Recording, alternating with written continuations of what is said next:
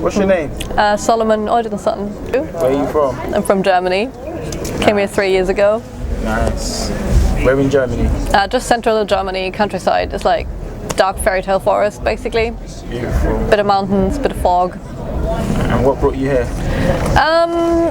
Do you want the actual detail? Because like, it was a soulmate dream with Tom Hardy in it as a stand-in, and then I heard the word London in my brain after I woke up, and it was pretty much it, because I was already having a breakdown at the time. Bit of burnout, bit of what am I actually doing, existential crisis, the entire thing. And then I hear a voice in my head, and then I just go. Because that never happens, I never have the voices. So that was something to pay attention to. And then I came to London and started squatting, and it's been 3 years and now I'm out of it. So that's, yeah, the journey in short. So you literally came here and you had no plan of what you're going to be doing or nothing? Yeah, I just knew I had to do something. And I wanted to go to Paris at first, but then I had that dream, and yeah, I'm not going to deny that if that sort of thing happens. Are you a big dreamer then? Sort of, not that much anymore. I think I'm pretty solid on where I am with my dreaming, what the symbols mean. So I only get signals now and then when something changes, but overall I have the mission worked out, so that's fun. What's the mission? Goes back to the 80s. That's the KLF thing and the revival of culture, and a bit of East and West coming together, especially spiritually.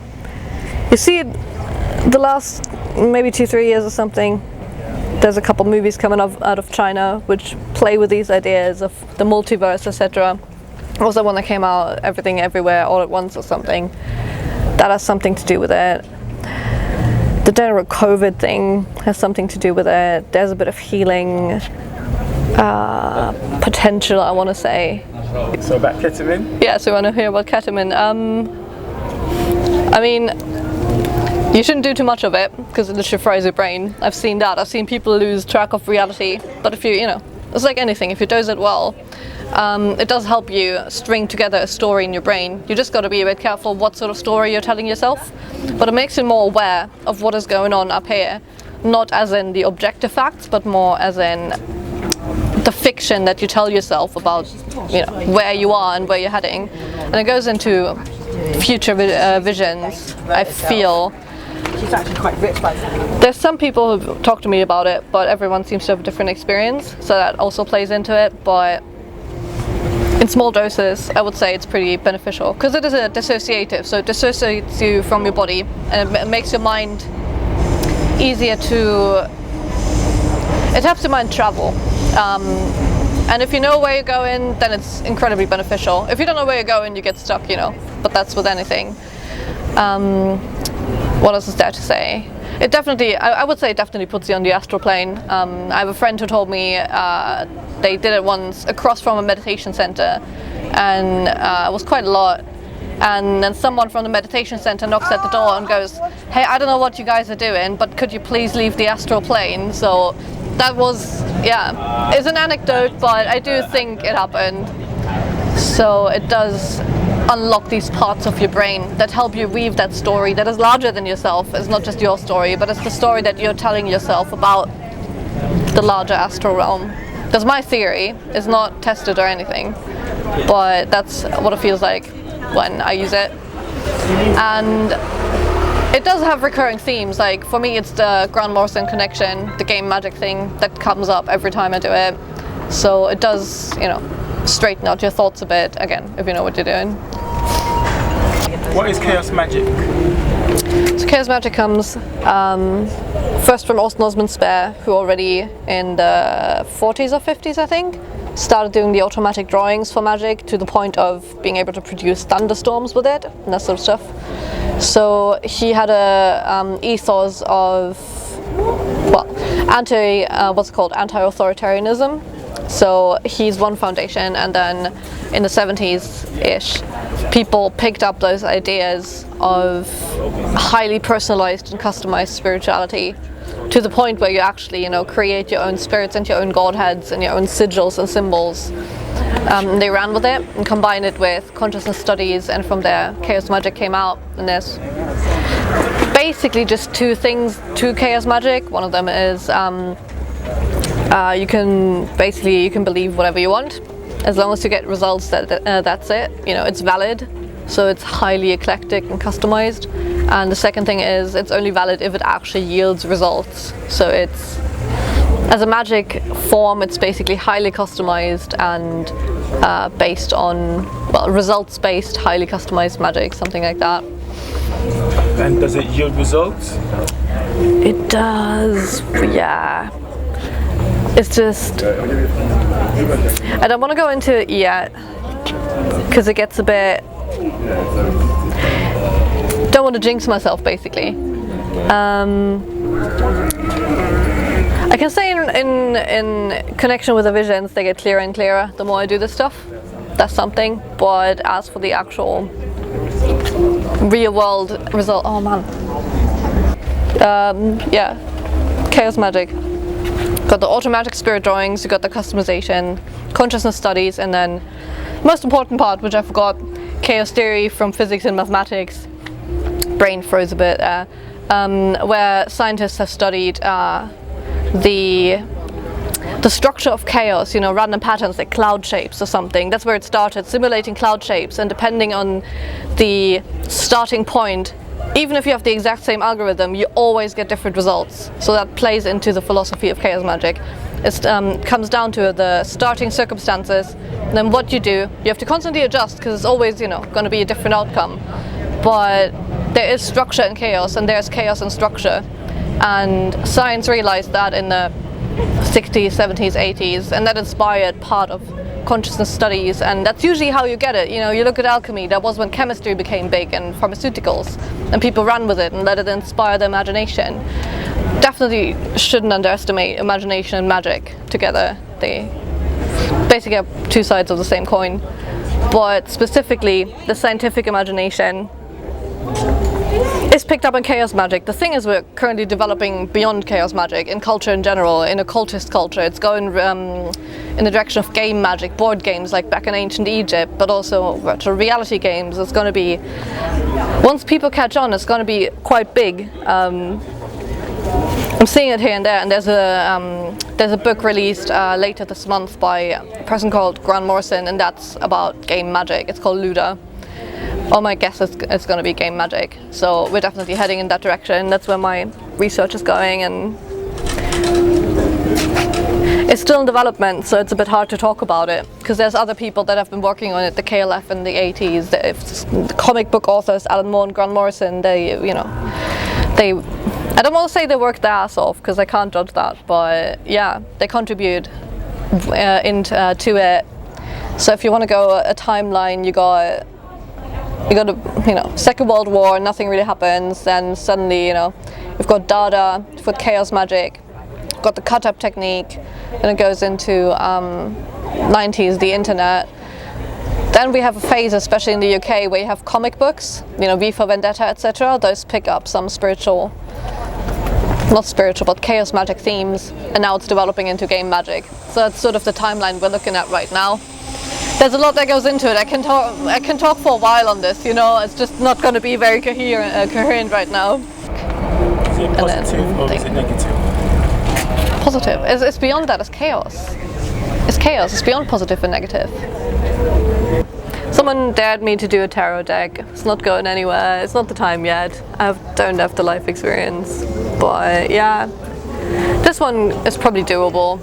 Sort of a metaphysical brochure or something. That's where that one would go. This is all professions you can pick up as a magician at my hypothetical magic school. Is all kind of the same approach. Yeah. What sort of magic are we speaking of? See, I've studied a lot of sort of ancient approaches to it, and then the chaos magic stuff, and a bit of hermeticism, etc. And a lot of it comes down to story weaving, so it's the mythology part of it. So you actually have a context for the spirits. So that's half of it, and the other half, that's the half where the words come in. So you have the words that actually guide the spirit of the person you're working with, and then you have the ritualistic actions that actually bring it on the physical plane. So combining the idea of mythology or story weaving plus practical actions, that gives you, a lot of space to work with. You can go into, if you just imagine like a pundit or a comedian or something, they've got quite a lot of power, and the only thing you're using is their performance as an action and the words, the story they're weaving, and you can use that as a foundation. What else? Theatre actors, sure. Theurgy. The old epics, the Iliad and the Odyssey, was just one actor standing on stage and channeling the gods. That's something that I personally would like to bring back, because I've got hints and pointers that I would be pretty good at. So you stand on stage, you have the entire audience in front of you, and you channel the gods, and you let the people witness what a god looks like in action, which takes usually a lot of training from what I've read. So that's a project that's happening. But as I mentioned, I'm the only one doing it, so I kind of just jump between tracks here and there, waiting for something to happen. You said you get visions. Yeah, depends on how I'm working, but sometimes during the day I just get randomly really tired, and then it's not really napping, it's more like zoning out, dozing, and then you get the visions and you wake up, and yeah, if you're like me, you just grab the notebook and go ahead. But I would call them visions. They're not visions. They're not Hollywood visions. They're just, see, in Australia the Aborigines call it the dreaming. I think it's the same thing, where it's more, we can separate specifically, this is not my imagination, this is something that is actually sent from outside and that contributes to my development and to my journey and to my story, if you want to put it like that, which is a very free interpretation of the dreaming. That's probably not the traditional one, but it reminds me of it, because at some point it gets too persistent that you're not just making it up. So that's why I call it a vision, because it comes from outside, because it's not something that I produce, it's something that I see, that I witness, basically.